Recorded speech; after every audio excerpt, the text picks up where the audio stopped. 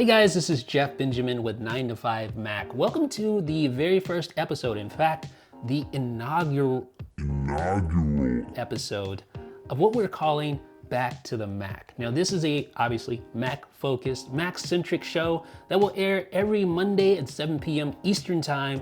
So make sure you hit that little, what is that little thing? That little bell button so that you're notified when new episodes arrive. First of all, each show has a main theme. Today's theme is all about the iMac Pro, particularly my favorite iMac Pro accessories. So we're going to take a look at those. But each show also will have brief running sections like the latest news or Q&A or even software giveaways and unboxings of the latest stuff we get in the office.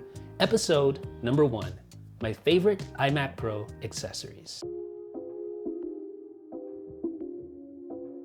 Now the most obvious accessory for the iMac Pro is this one right here, the Space Gray Magic Trackpad 2.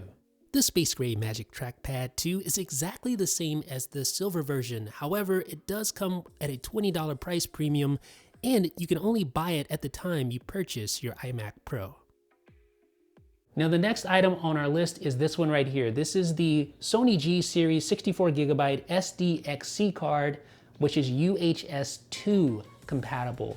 Now the iMac Pro is the first Mac with a UHS-II SD card reader. And that means it has a faster reader, but you will need to use these UHS-II enabled SD cards to take advantage of that extra speed. Now these cards may look like your typical SD card, but when you turn it over, you see the big difference there. That second row of pins allows for that extra speed.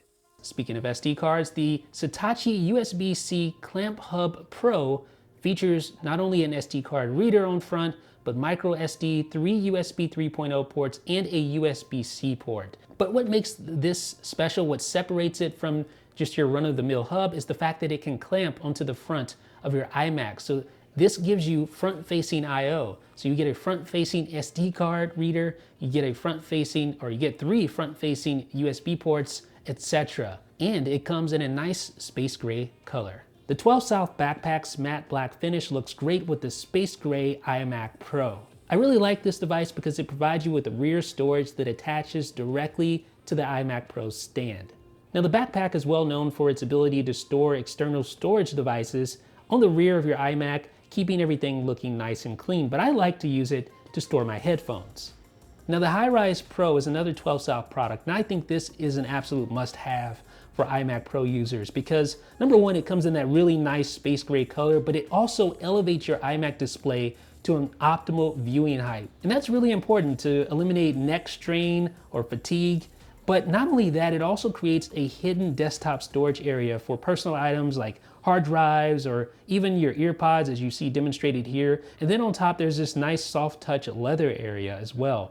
Now the shelf is also adjustable so that you can find that optimal viewing height, and it features a magnetic front cover that easily attaches on there, and it's reversible. So that magnetic front cover has either a space gray color or you have a nice wood grain, which I didn't think I would like at first, but I think I actually prefer the wood grain look over the aluminum. And then we have the Universal Audio Arrow, which is a perfect audio interface and a perfect complement for the iMac Pro. Number one, it comes with that really nice all aluminum space gray color that looks great next to the iMac Pro, but it's also Thunderbolt 3 enabled, it's bus powered, and it comes with 14 free plugins.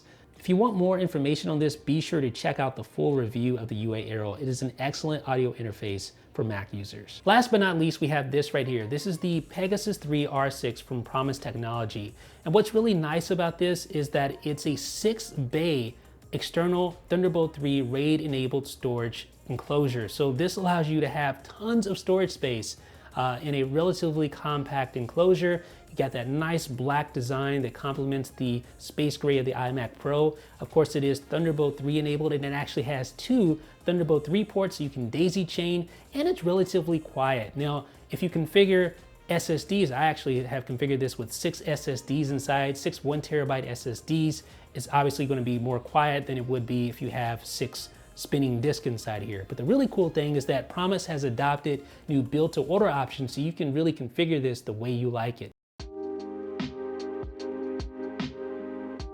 So right now we're going to briefly talk about some of the latest Apple news, starting with external GPU support in the latest macOS beta. So in macOS 10.13.4, external GPU support got a lot better. Number one, you can hot plug eGPU boxes much more reliably in this latest beta version. There's also a new eject GPU button in the menu bar, and macOS 10.13.4 now properly recognizes by name the new Radeon RX Vega 64 GPUs and other GPUs that are supported as well.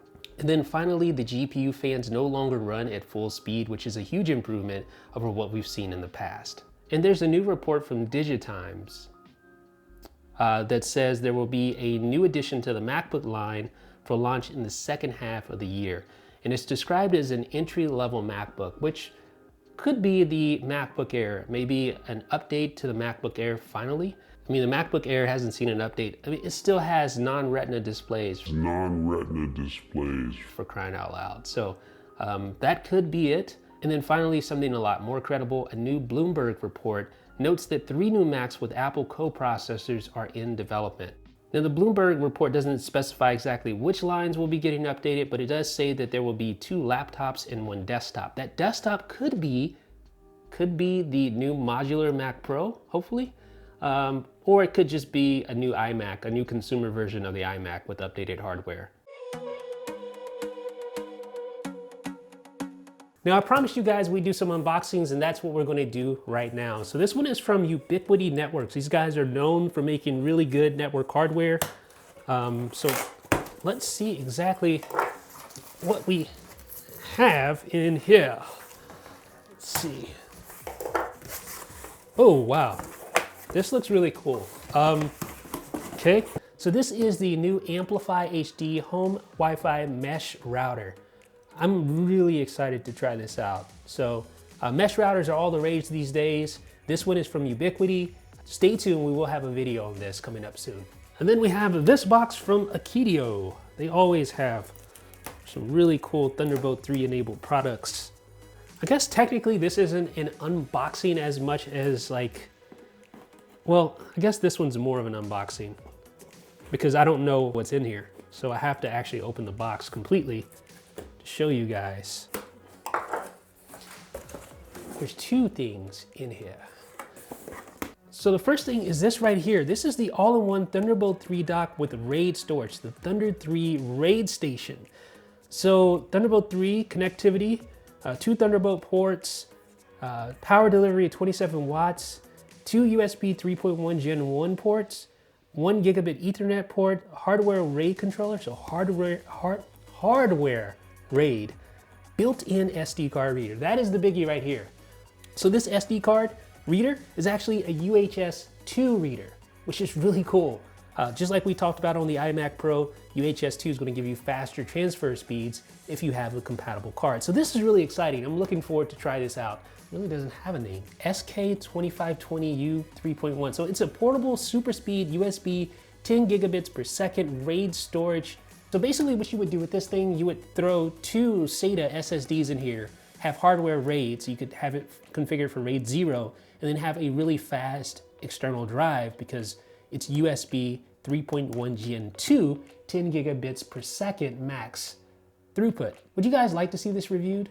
If so, leave me a note in the comment section and leave me a thumbs up on the video to let me know. So since this episode is sort of like a beta episode, you guys are guinea pigs. I didn't tell you that at first, but you are. You're guinea pigs. You're guinea pigs. Normally we would give away a promo code for software related to the Mac, but since this is the very first episode of Back to the Mac, and actually it's running on a Tuesday when it normally will run on Mondays, we're gonna do something a little bit different. We're gonna give away a $50 iTunes gift card to one winner. So how do you win this $50 iTunes gift card? All you need to do is head over to our Instagram page, find the post related to Back to the Mac episode number 1, and like it, leave a comment, and make sure you're following us on Instagram at 9to5Mac. So you made it to the end of the episode. Congratulations. Our final section is our QA section. And I was just going to make up some questions and answer those made up questions on the air, but I decided, hey, why don't we just wait until you guys actually ask some questions, and then I will answer those in the next episode. So if you have a question, such as, when will I get a haircut? I know, that's probably what most of you want to know. Then use the hashtag #BackToTheMac. BACKTHE, not DA, THEMAC. So BACKTHEMAC, Back to the Mac. Use that hashtag. Of course, you can always ask a question down below in the comments section. I thank you guys for watching this inaugural episode of Back to the Mac. Obviously, it is a little rough around the edges. It is in beta, but hopefully we'll get better, right? See you next time.